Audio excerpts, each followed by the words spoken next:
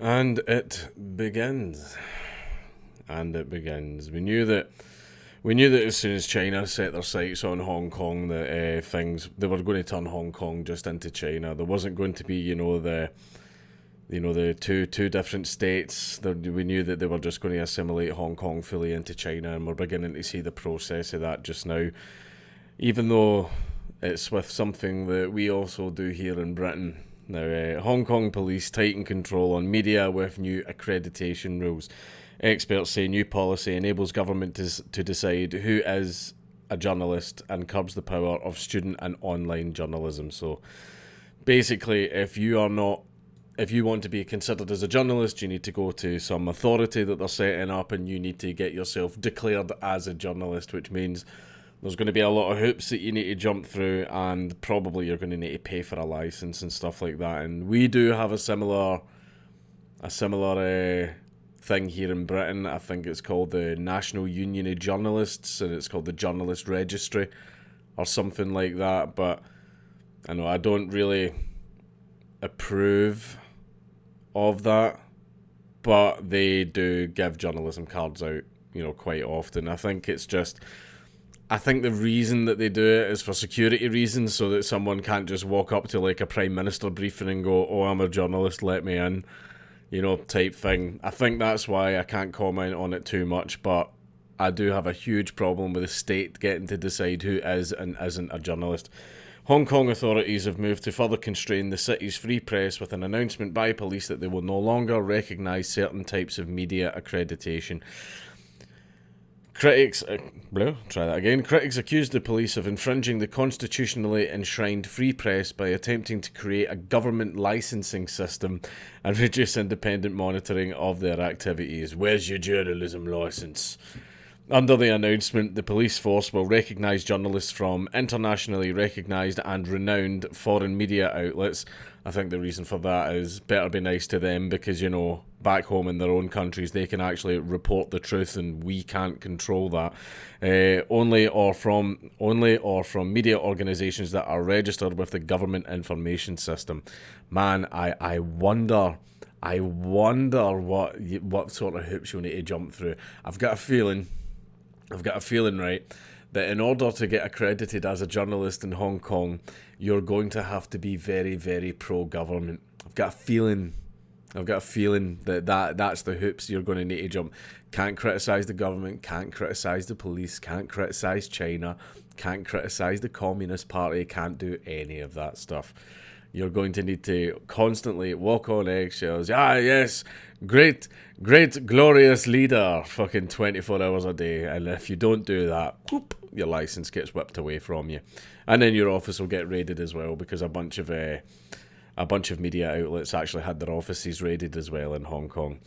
It explicitly stated that it would no longer recognise the accreditations given by major associations such as the Hong Kong Journalists Association and Hong Kong Press Photographers Association, which represents hundreds of journalists.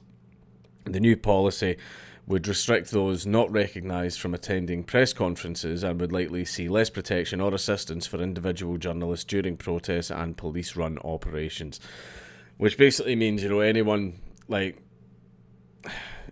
who's not considered a journalist, if they're at a protest and they're filming some of the horrible things that the police do at protests, as they very often do, then they can just be grabbed and thrown in the back of the van. You're not a journalist.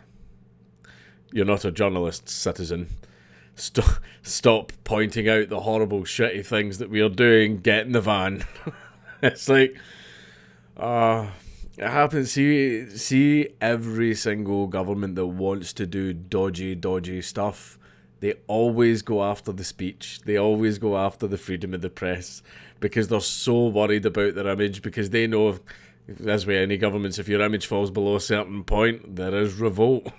This is the thing. One of the things that I always imagine is, see the amount of stuff that happens in Britain and UK that the governments do, behind the scenes.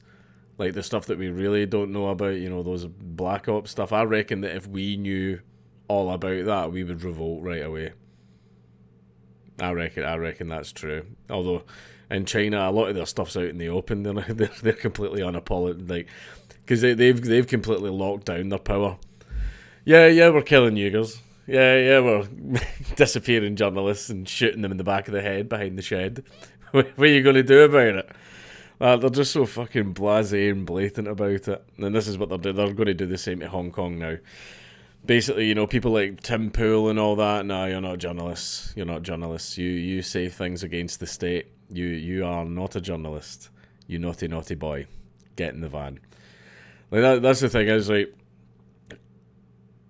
for me personally, like, my sort of definition of it, see if you're someone that makes content that reports on the news, right? You could be writing a blog, you could be like writing for a newspaper, you could be making YouTube videos. If you are reporting on the news, I would consider you to be a journalist, right? If you are writing about current events with the intent of telling people about these current events, then I would view you as a journalist, right? I don't think you don't need to work for the Washington Post or the Telegraph or anything like that. I would still consider you a journalist if you did those things. Like, it's the same as people saying to me, "Oh, you're not a comedian because you've never played at the Apollo and all that." That doesn't make you any less a comedian. Like, doesn't mean you're not a comedian just because you haven't played there. Just the same as, just because you haven't written for a mainstream newspaper means that you're not a journalist. And everybody knows that me and the media don't really get along, and a lot of journalists have lied about me a lot of fucking times and caused me a lot of fucking grief in my life. But freedom of the press is very important. Free speech is also very important. And even though I fucking hate these people, they still deserve freedom of speech. It pains me to say. No, but seriously, even if people use their freedom of speech to shit talk you and be arseholes and just be absolute fucking dickheads about it, they still have freedom of speech. And freedom of the press is fucking crucial, because they're the ones holding the big megaphones that can call out the government for the shitty things that it does. But governments know this, which is why they want to control the press, which is Exhibit A, exactly what China's doing here. The HKJA and HKPPA and 5 media unions demanded the new policy be withdrawn, absolutely, or we will respond by taking any possible and necessary measures. I'm not trying to make fun of these institutions. I'm not trying to, call them losers or anything like that, but you can't do anything. This is China. You can't fucking do anything about it. The only thing that's going to fucking deal with China is tanks. The amendment allows, although apparently China's tanks can be stopped by a man carrying a few plastic bags. What a hero.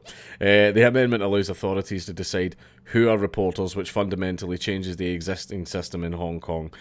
They said it will be no different to an official accreditation system, which will seriously impede press freedom in Hong Kong, leading the city towards authoritarian rule. And that is the end goal. China wants to basically control what people can and cannot say in Hong Kong to make their little takeover go that much more smoothly. Just turn it into China.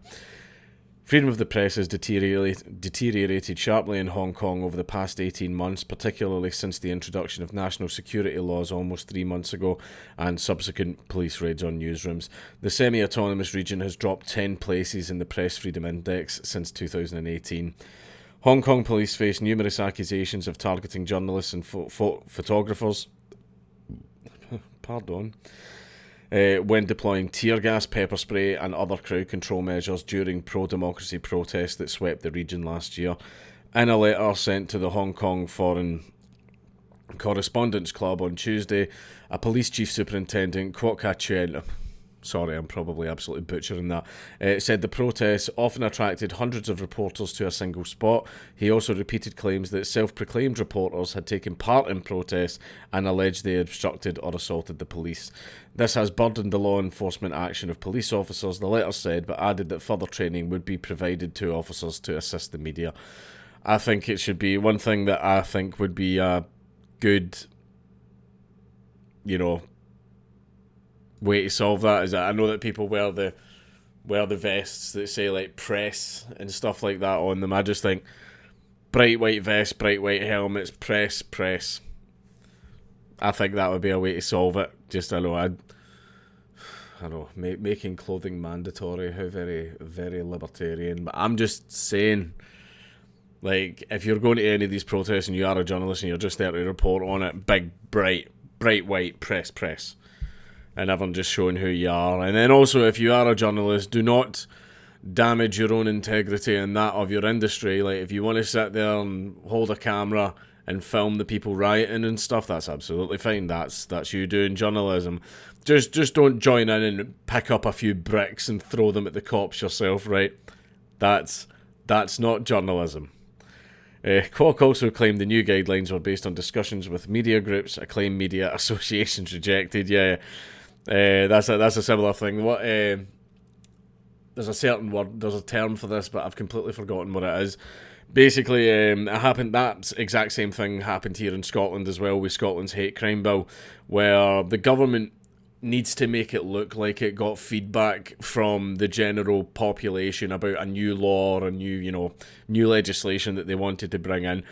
So what they do is they announce a meeting with the public, some big seminar and stuff like that for them to all talk about the new legislation.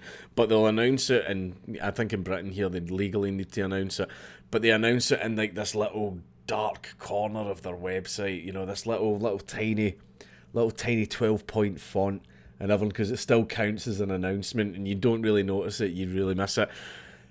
But then what they do to get people into these groups is they invite specific groups that they know are going to agree with the legislation. So all these groups will turn up and go, oh yeah, this is brilliant, this is fantastic. And then the government can then go, well, we got brilliant feedback here from the public. This is what the public said. They did it in Scotland with the hate crime bill. They had the hate crime bill seminar, announced it in a little dark corner of the website, and then actively invited far left groups who are pro censorship, they're dictators. They're dictators that want to control what you say, think, feel.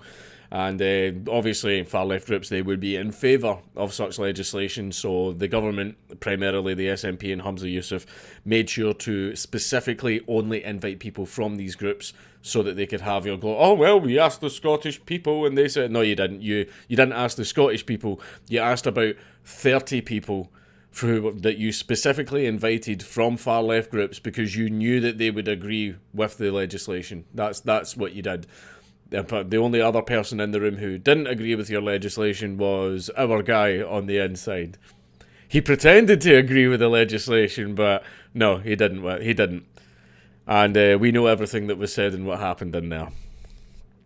So, yeah, fuck you, Humza.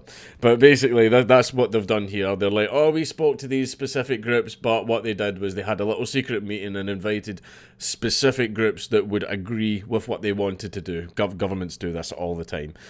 So that they can go, the people of this country... No, they didn't. You basically skewed the statistics in your favour by inviting only specific people.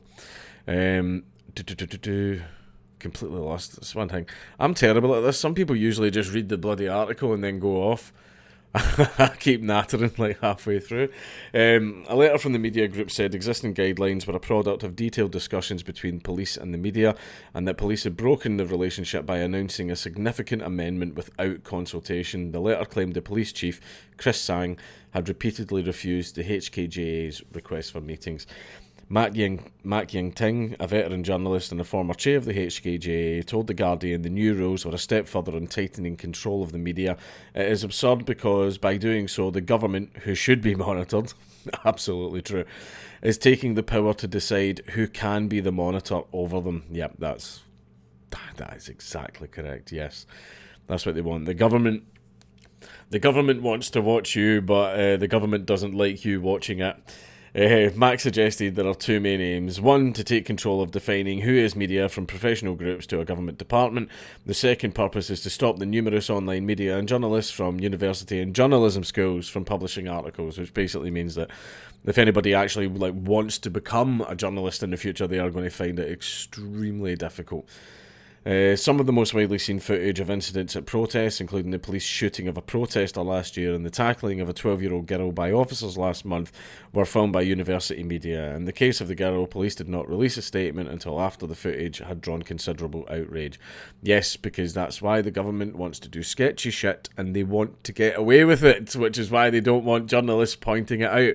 It's the same. It's the reason that people come after freedom of speech all the time. anyone who goes after freedom of speech and wants to shut it down has stuff to hide. That's it. They're a sketchy person or a sketchy entity or a sketchy corporation or government or anything like that. They've done some sketchy shit, or they want to do sketchy shit, and they don't want people to point it out. Because if people point it out, that damages their reputation, which then damages their ability to hold on to the power that they have. Right? Nobody wants a tyrant for a king. Right? Which is why tyrants will do their best to make sure people can't point out that they are tyrants. Mac also expressed concerns that police on the ground could decide which international media outlets were sufficiently renowned to be accepted, and said officers routinely had low awareness of media, even local titles. She rejected the claim that high numbers of reporters at events justified such rules. This should not be police business. Police business is to mind whether the people there really are obstructing your work. If they are, police have the legal tools already. They should not mind whether there are more reporters than protesters there. On Wednesday, a coalition of 7 Hong Kong journalism schools expressed their gravest reservations over the proposal and called for the Hong Kong government to have it revoked. We are highly concerned that the practical implementation of this proposal is that it would strip the people of Hong Kong of a fundamental right. The letter said the police have every right to take action against anyone engaging in illegal activities. However, this proposed policy is in effect restricting the freedom of reporting. Earlier, Kwok defended the rules and said the criticism was based on a misunderstanding. However, he confirmed that freelancers and student journalists would be barred from police press conferences and non-public events. So, yep, control the media and you get to control what the general population think of you.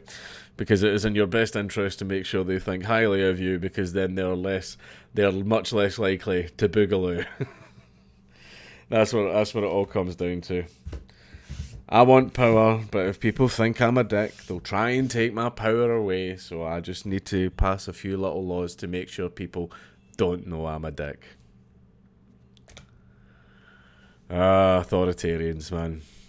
They never fucking change.